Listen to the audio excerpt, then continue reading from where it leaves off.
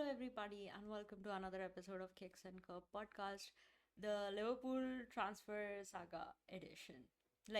Okay, I know, enough has been said about it, but I also want to say it because, I have so much in my head and I'm not able to. So, it's basically so that I can sleep peacefully tonight. Um, yeah, what a window! What a window! I do not think that any Liverpool fan in their wildest of dreams ever thought that we were going to get a window like this. Like throughout the season last year, we knew kind of the links to Kirkes. We also knew that if Trent were to leave, Jeremy Frimpong was going to be the main option, or like the player who will replace him. Never in my wildest thought did I think that we were going to sign Florian Wirtz. And then when the whole Isak situation started happening, and we got Ekitike, right? We went to Newcastle, we were like, give us Isak, please, here's 120 million, let's talk. And Newcastle were like, fuck off, we don't want to. And so we went and bought Ekitike, and ever since then, I think this entire saga has taken a life of its own. And okay, I have several things to talk in this regard. First of all, this all comparison. First of all, I would just say that the meltdown by rival fans has been um I don't know, it's, of course it's funny. Okay, I would say the funniest is Manchester United, because I think it is very evident that they do not have the financial resources to do anything about it. Like, if today, let's say, Newcastle changes its stance on being open to selling Isak, it's not like Manchester United can come in with like a bid with like a Garnacho and Rasmus Hoyland or something. I don't know, maybe they can. I don't know, maybe they can. I don't know, but I think Isak has made it very clear that he wants to leave Newcastle. And yeah, a lot of things are being spoken about Liverpool. First is just the sheer surprise at the fact that we've spent 300 million, close to 300 million already, and can still very easily drop 200 more in this transfer window without being in any sort of trouble with PSR. And this is not after factoring like the the recuperation of funds through player sales. So yeah, everybody's surprised, including us. Us Liverpool fans are also surprised, but now we have kind of just accepted that okay, this window anything is possible, and we are like, yeah, okay, sure, why not? We're getting linked to Rodrigo, of course, anything is possible. Anything is possible in this window for Liverpool fans, because we have never seen this kind of ambition in Liverpool's transfer window. I think since we signed Virgil van Dijk and Allison, I think that was, I would say, one of the biggest window. And even at that time, it was so like most people, and I'm talking particularly about rival football fans, thought that we got a bad deal on Van Dijk paying so much money to Southampton. So yeah, and we have until last year been a club that is going to buy after selling players. And because of all those shrewd business decisions, I think now we are in a situation where we can go big and spend a lot. And it's exciting. Now, I know that Klopp had a lot of comments on the spending capacity of certain other teams, and kind of his repeated press conference answer of that we cannot compete with the likes of Chelsea and Manchester City and their spending power. And yeah, now everybody's taking it out of context and is like, now Liverpool fans can't say anything.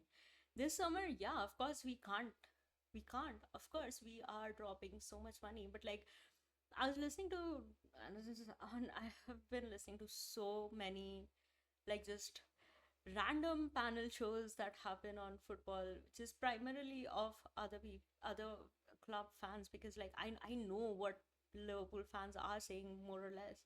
So I was listening to a bunch of them, and yeah, this thing that like either like Klopp was lying that Liverpool is clearly capable of spending, and apparently Klopp said again this thing of not being able to match the spending capacity in his last season. And it is very easy for, like, tribal fans who have this agenda, it's very easy for them to take it out of context and be like, see, Klopp was lying. He wasn't. In his last season, we were not in Champions League. We missed out on a chunk of revenue that we could have gotten by qualifying for Champions League. That was the last year in which the stadium expansion was being completed, and 2024 was when it got completed. And it's not like we did not spend in that summer, because summer of 2023, that window was the window when we got our entire midfield. And we were mocked at the time because we lost Enzo and Caicedo and Lavia, all three, to Chelsea. We had the money to put on the table. Caicedo went for 115 million. I think we bid 105 or 110, and Chelsea bid a little bit more, and then he went to Brighton. So we did have the money, but again, Liverpool are a well-run club. We don't buy players just for the sake of buying them. We are never going to be like, we will never say, fuck it, let's just get somebody in. There are standards on who's going to come to the club, and more than that, it's about the quality that you're bringing to the team and kind of what we need, as opposed to just signing anybody who will just agree to sign to Liverpool. And of course, last season we did not sign anybody except Chiesa. Georgi Mamardashvili was signed, I mean, like, but he was at loan in Valencia. We were like, stay there for 1 year and then you come in. And yeah, so we did not spend anything there. Our infrastructure investments were done. Before that, like training facilities and everything, all of it was done.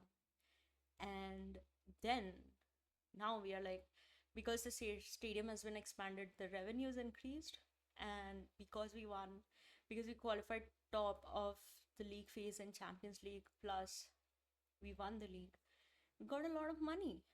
And added the fact that we anyways did not have a lot of spend, because PSR is on a 3-year rolling period, we are in a good position. And that is not our problem, because we have gone through summers and even winter transfer windows, where we've been like, just sign somebody, because it has been very evident that Liverpool have needed kind of strengthening in terms of, like, we have needed depth, and we are adding it this summer.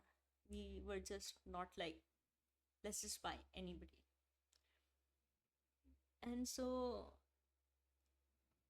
this comparison, so that's my thing of like, Klopp was not wrong. You just looking at a circumstance that is happening 2 years later and comparing and saying that what Klopp said that time was wrong, because 2 years later we are seeing that Liverpool are capable of spending. Klopp is not a seer. He cannot predict future. So stop with the Klopp bullshit, okay? He was a great manager, And some of our Liverpool fans have also been bad mouthing Klopp, which is, to me, is wild. Like, Klopp turned the club around. You know how Arsenal fans talk about, oh, Arteta rallied the city, rallied the fans, we got behind the team, this, that, blah, blah. That's what Klopp did, while also delivering trophies. So, just like this disrespect to Klopp, I do not understand. You can, there are ways to criticize people, you don't have to agree with everything, but like, this is just blatantly, you're taking things out of context, and oh, it's annoying. And then this comparison of like our one summer spending to Chelsea and Manchester City, like, really, really, I think this calendar year Manchester City has spent more than us. I think even if you look at just this summer window, we are very close to Manchester City in terms of like net spend, or even spends also. Like, I don't think we have been too far away from Manchester City. They have literally signed at least 10, 11 players. So the difference is that they do it every single summer window. However, they do it, okay? I'm not going to sit here and question the legality of things. That is not on me. Um, but we all know that they have that 115 charges, and with Chelsea, we all know that there are some loopholes that they have exploited, and with like selling hotels to themselves, or like women's team to themselves, and some of those have helped them to escape like the PSR rules in FA, but they have been charged by UEFA. They have been fined by UEFA, and they have paid those fines, and they are now okay with, like, they're like, okay, fuck it, this is how we're going to do. But like, again, with like, I think there was a rumor about a swap player deal between Morgan Rogers and one of the Chelsea players, and they were just like, yo, make sure you're not doing some shady shit in the way you're evaluating these players. So, like, I mean, listen, I'm married to a Chelsea fan, so it's not like I'm not trying to be harsh on them. Like, I'm not denying that some might say that Chelsea are doing some shady shit, but again, Chelsea are not the team with any charges, and whatever it is, whatever the consequences are, they have been dealt with, and Chelsea have been like, okay, if it's a fine, we'll pay a fine, and they have done it.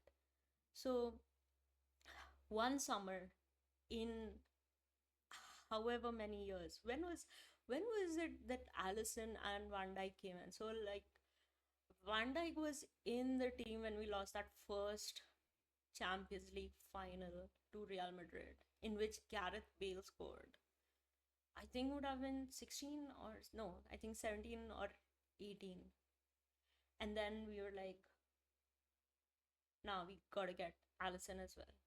So that was the last blockbuster summer, is what you can say. So I don't get this.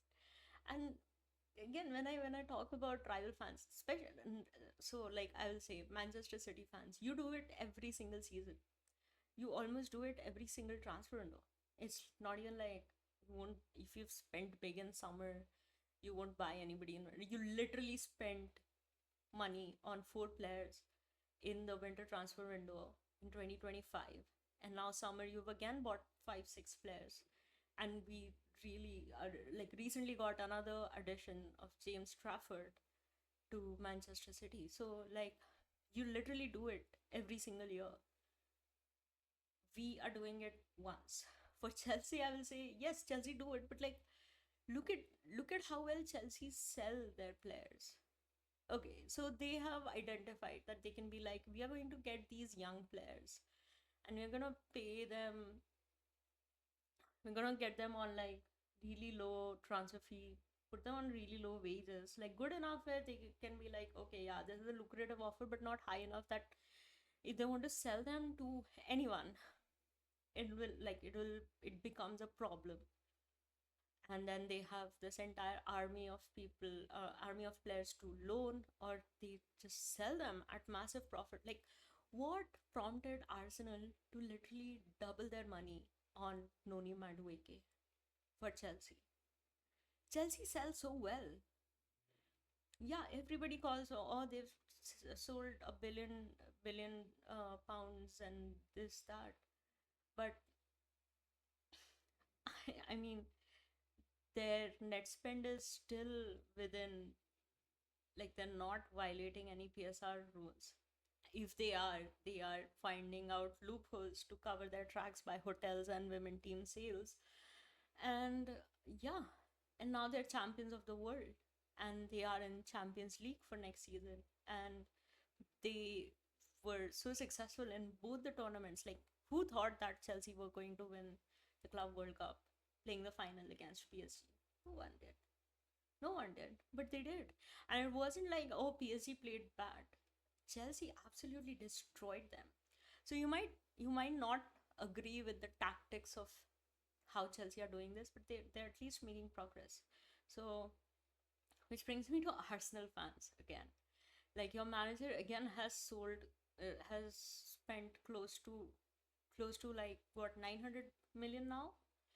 Uh, if you again get another attacking player, which is going to be either Eze or Rodrigo, what, you have nothing to show for it. You make up all these trophies. Second again, we challenged, we were close, we are making progress.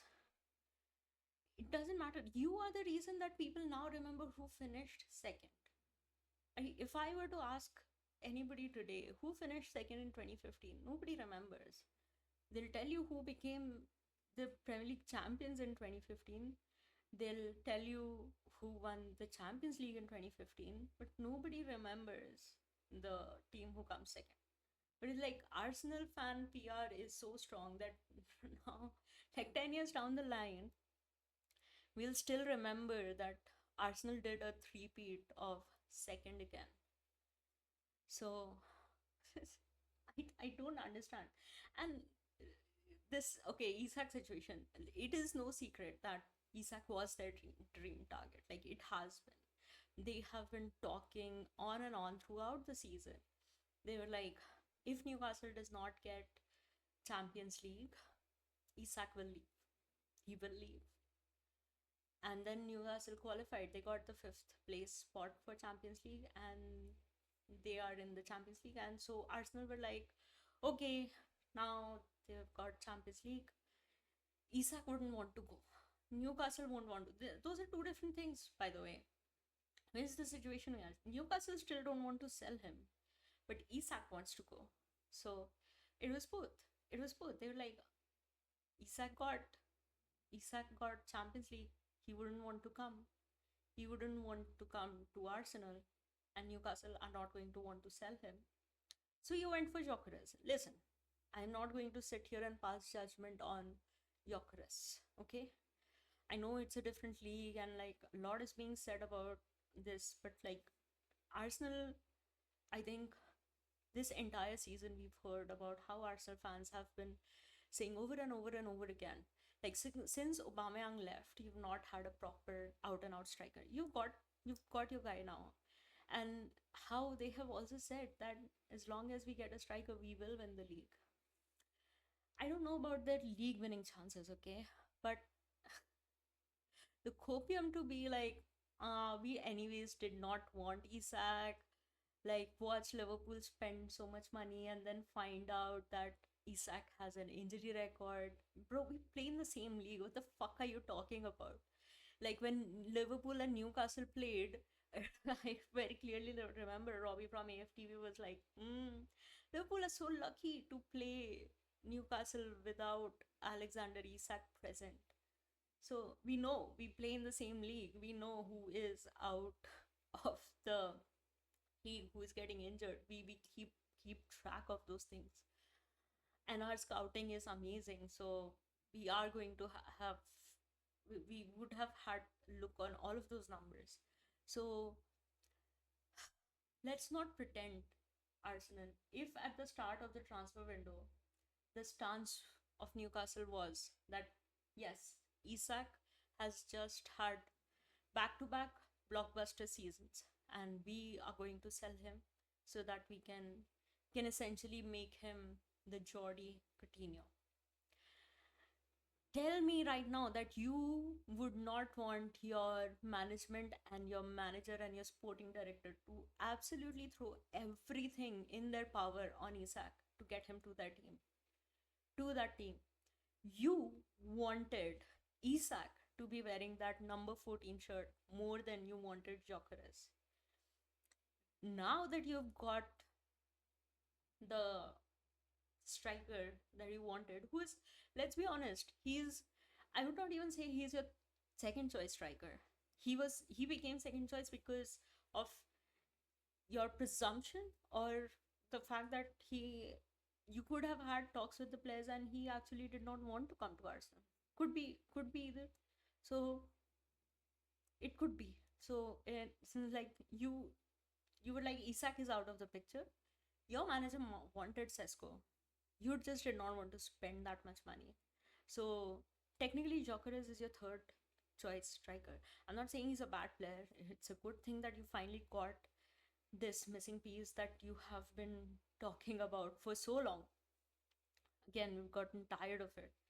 Um, so good on you. But just because he might want Liverpool, not might, he definitely wants Liverpool and might come to Liverpool. Let's not pretend as if you did not want the exact same thing. You did not want, if it was the other way around, if Liverpool had made their signings and then Isak became available and Arsenal were the first to get in line, maybe we would be saying the exact same thing. But I don't know. I don't know. The thing is that most of the people that I watch, I'm not saying that all Liverpool fans are rational, but trust me, I know some irrational ones, but most of the ones that I engage with are pretty rational. I don't think I'm sure we would have been disappointed, but I don't think we would have begrudged it, because whatever the circumstances were, I think we would have, especially now, like this is, we are approaching end of July. So you would have been like, yeah, we had to make a decision. If Isak waited all this time, yeah, the opportunity is gone. So that's okay. I think, yeah, those are, so Arsenal have been like, again, like highlighting his injury record and being like, there's nothing wrong with supporting your player. Please, of course, go ahead, do that. But let's not let's not be salty, okay?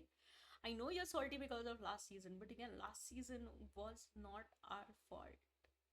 Even this season, your manager still is saying that we are short on numbers, and the only players you're linked to is Eze or Rodrigo. Do you really think you're short on one position? That's it? Because I think last season we were like, we don't have attacking depth. We got 3-4 injuries in our attack, and we literally had to play a DM as a striker. So you don't have that, and you're still adding a center back, a DM, a goalkeeper. Like I don't get it. But like whatever it is the decision that your club is taking, that your sporting director and your managers are taking. So, and now like I need to address the biggest part of this entire saga is the other side of it. Okay, the Newcastle fans. Newcastle, I have never seen a meltdown like this from a rival fan. I would not even consider them a rival. I would say Newcastle are a club on the up and up. They have been impressive. Um, it was an incredible achievement to win that Carabao Cup, and it's, of course, they have a very good manager. They have a good squad. They play good football, and maybe a couple years down the line, they do have the option to enter into that top four competition and like maybe start challenging for the league. But the way you all have acted ever since we made that first inquiry about Isak, the implication that Newcastle played us into paying so much money for Ekitike. Ekitike was always our option. We never knew. Listen, I was following all the news about everybody that we were linked with, because it was like, I think February, March. It was very clear who was going to win the league. So I was more like, okay, so then let's see what we are going to do this summer. And Ekitike was obviously a name on our list. It was not Sesko, it was not Jokeres. We wanted the profile of Hugo Ekitike. Um, and I don't think Liverpool would have made that approach to Newcastle unless and until they got some sort of encouragement from Isak's camp. So Newcastle have really handled the situation poorly, because I think Isak was offered a new contract with improved wages, and then that conversation never started. And maybe then, you know, everybody's talking about like, why did Isak wait until now to say that he wanted to leave Newcastle? I absolutely do not think that Isak had any plans on leaving Newcastle this season. He was more than happy to stay, and he was more than happy to compete in the Champions League in in Newcastle, for Newcastle. He didn't. I don't think he had a problem for it. The fact that he was denied, that contract thing never happened. The fact that Liverpool approached, now I don't know if Newcastle also went to Isak to even ask, hey, this bid just came in. Are you interested? Is this something? And maybe, like, let's be honest. Maybe they thought that, oh, if we give him the option, there's a chance that he might pick us. But the fact that the contract, then you did not take his, like, you outright were like, fuck off, Liverpool. We are not going to sell Isak. We went and got Hugo Ekitike. 5 6 days, the deal was done. And all this while, Isak has seen not only the promises made to him not fulfilled, he has seen that you have not been able to get anybody in the team except Anthony Elanga. The last time you went into Champions League, did not have enough squad depth, and you finished eighth, I think, in the league. So you would think that, this time the management would be like, okay, we need to do something about it. But you haven't. So many players. Liam Delap, nope. João Pedro, nope. Buemo, nope. So many. I don't even remember every single player that they've only gotten. Anthony Elanga. By the looks of it, I think it seems like Vissa is really, really interested in coming to Newcastle to have a chance to play in the Champions League. But like, again, like, why are Newcastle? Listen, it's no secret that you got PSR concerns, right? And I have a massive respect for Newcastle. They could have come in this rich ass owners and been like, we don't give a fuck, we are going to spend, and we are going to be the best, most successful team. They have not done that, and I have a lot of respect, because I don't think even the Geordies would want that 115 kind of reputation behind their club. So I have massive respect for them. But this, the bashing of PSR, I'm sorry. You have so many examples of clubs that are being run so well, like clubs like Brighton and Bournemouth, clubs like even Liverpool. We had to go through the difficult years of like the 2010s. Oh my god, painful times, to now after 10 15 years to be in a position where we are like, no, now we have pull. Now we can go to a team and be like, hey, this player, do you want to play for Liverpool? We are building something here. Look at the signings that we have. Look at our manager who came to the league did not sign anyone, and won the league with the team that the last manager left. Everybody knows how difficult it is to fill the gap, to like rise up to the challenge of filling the shoes of such a big manager. Like United still suffering since Sir Alex left. So yeah, it was nobody knew what was going to happen with Arne Slot, and then he comes and he wins. He wins. When we've heard Arsenal say that the year that Manchester City has a wobble, we are going to be there. Liverpool were there. We won the league. Of course, it is the most exciting project as of right now in England. Why wouldn't you want to come to Liverpool? And Newcastle fans, there's nothing wrong in becoming a selling club. I think it goes from like you're just somewhere mid-table to then you become a selling club, and then maybe if you use that money properly, you are going to be able to make progress at least that's what happened with Liverpool. So PSR is not rigged to keep you out of what do you say, to keep you out of entering the top 4 or the top 6. No, like if you're talking about the top 6, literally there are 2 spots left. Look at how Tottenham and Manchester United have done last year. And like with Thomas Frank, I can maybe see Tottenham not being that bad, but I'm not saying they'll be like top 6, but they can be somewhere mid table. So like the place is there. You just are mismanaging the utter entitlement of Newcastle fans that has been displayed now. Just because you have rich owners, you expect that you should be as successful as Manchester City. Yes, Manchester City are successful, but nobody respects them. They have 115 charges. Whether or not, you know, whether or not we ever get a resolution of that matter is the fact that that stain is there. Like me personally, I would not want it on Liverpool. And we did it right. We bid our time. We went through painful, painful moments because of it. We are still mocked with what are we called, a spicy Leicester, because we only had like one title and we could not defend it.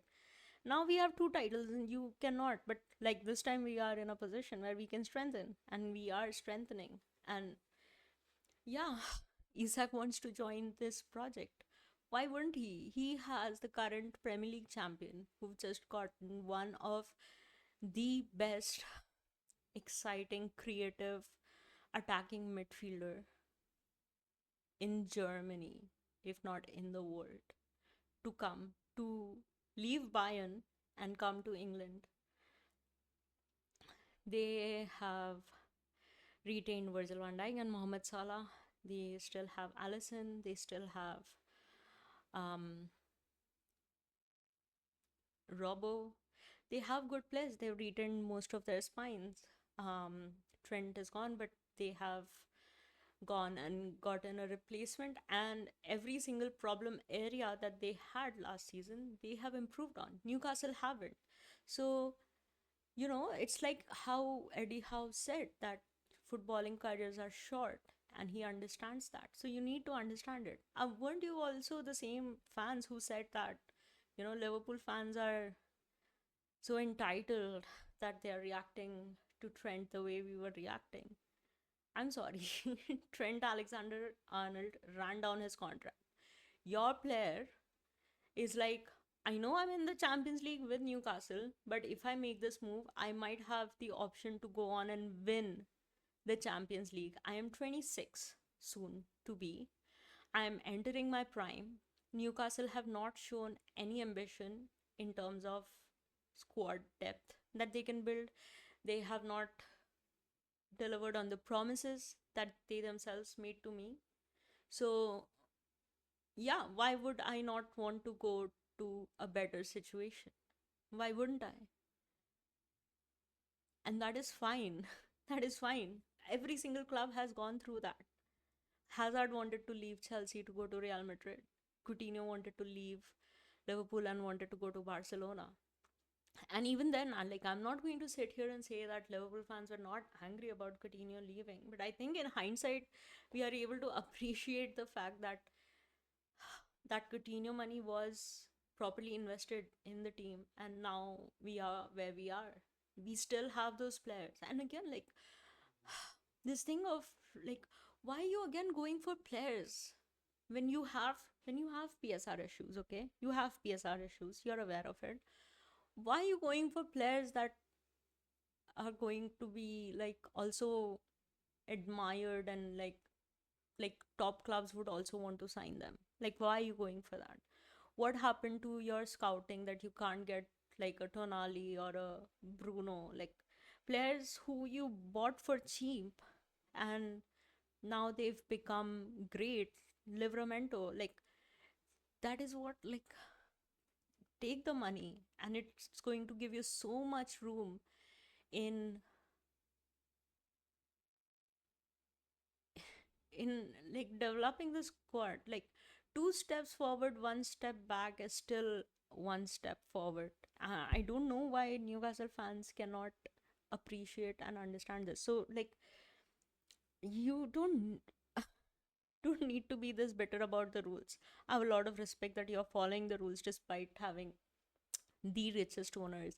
Like, I saw the video that True Geordie put out, and like, I understand he's coming from an emotional place with this thing of like, my club owners can buy Liverpool and feel like this. We are like so rich and everything. It doesn't. So what? So what? It that is not. If you're in a competition, you agree to the rules of the competition, and if you don't, you have a 115 charge kind of reputation. So take the money. It's not like you do not have the option to capitalize on this opportunity. You absolutely do have. You're just being emotional about it. Take the money from Liverpool. Go get a Harvey Elliott. Harvey Elliott would rather. So right now, who's fighting for a signature? West Ham. West Ham. He would rather go to Newcastle because you're in Champions League. Why not going for players like that? Players who have that talent. You have a manager who can extract and develop players. Why are you not utilizing that? Why do you want to go for a Buemo? Why? Because bigger clubs are going to like such breakout players are going to attract attention from big teams also. Why do you not have an academy system? Why do you not have a stadium expansion?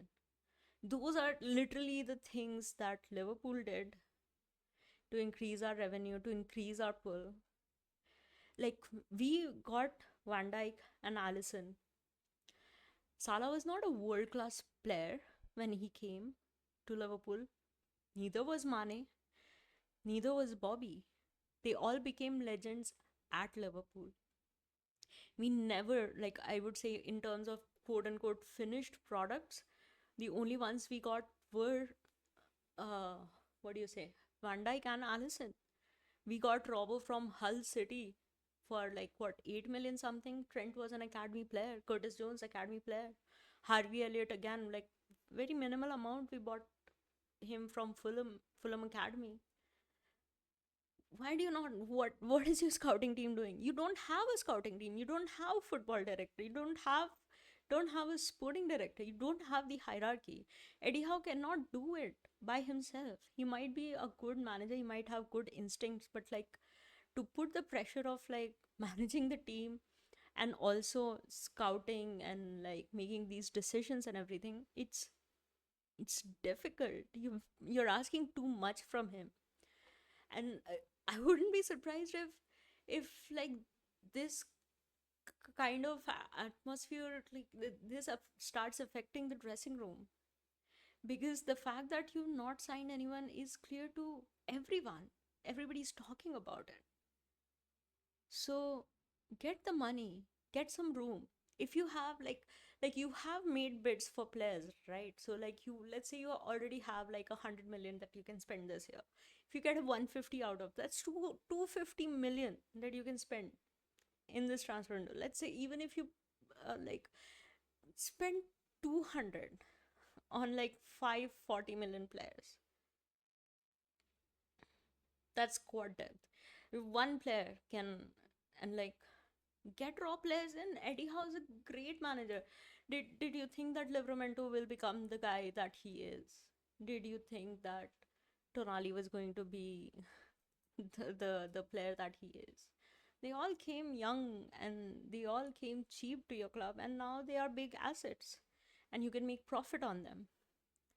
Liverpool, Liverpool literally done that. You literally have in front of your eyes a blueprint of how it can be achieved, and we did it.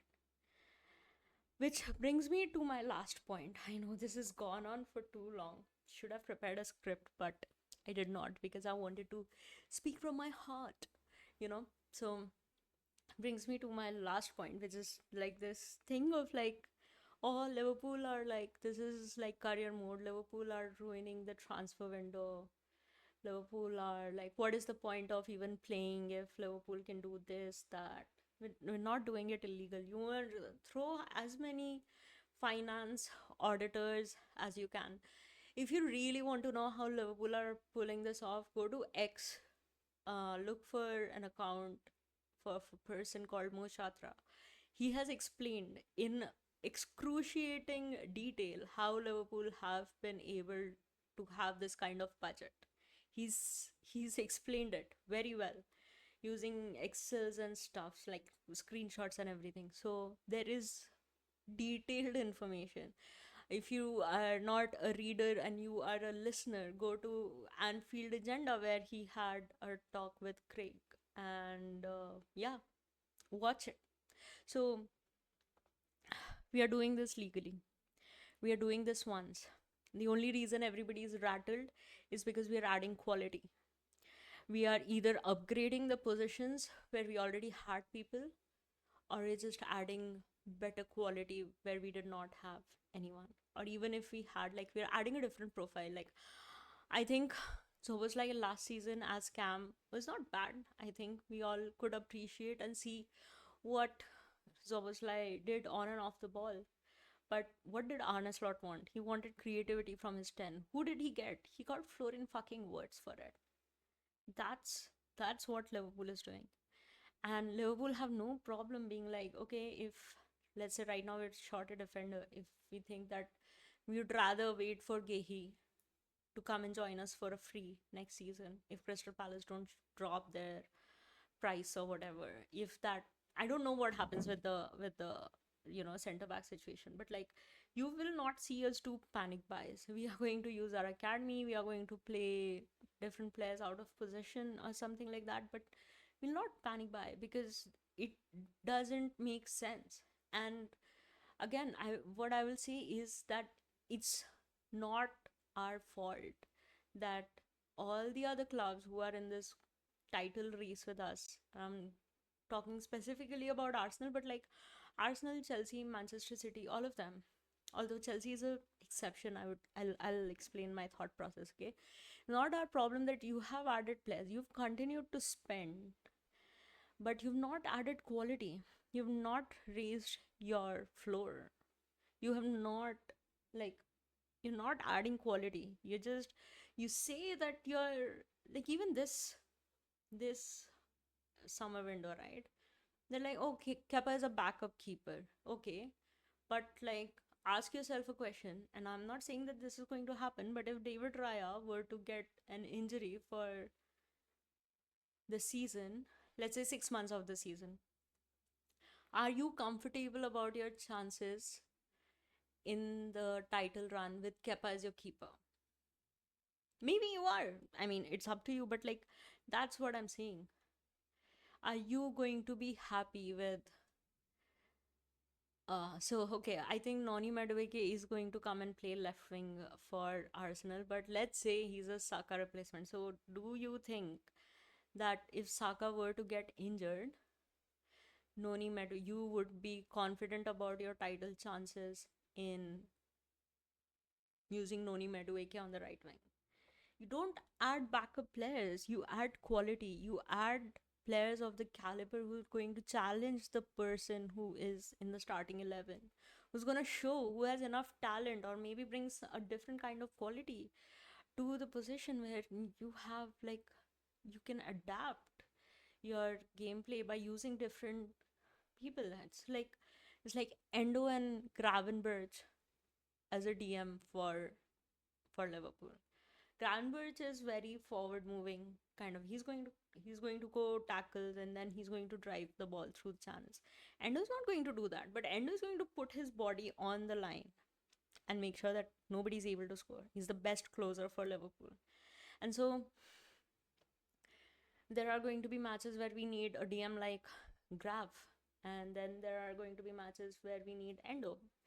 And that is the kind of flexibility and adaptability that Arne Slot is building in this squad. And I am not sorry that your management and your manager has not made those decisions, except Chelsea, because Chelsea is like Chelsea is starting to see the fruits of this fucking scheme that they have of like buying players, seeing players, making profit and everything. So I think, like, even right now, I would say they can easily go to Newcastle and be like, if Chelsea wanted Isak, okay, Chelsea could have gone and be like, okay, you need a defender. We've got Desasi, we've got Tosin. You need, I don't know, whatever else position that they need. They literally have two or three people, two or three players that they can throw in and be like, this plus money for Alexander Isak. Why wouldn't you? Like, you are literally getting cash, maybe a little bit less, but you are filling up two positions that you might have needed as depth. But Chelsea have that. Chelsea are going to make, what do you say? Chelsea are going to make, they can do it. So don't blame your club's bad decisions on my club. We got one summer of this.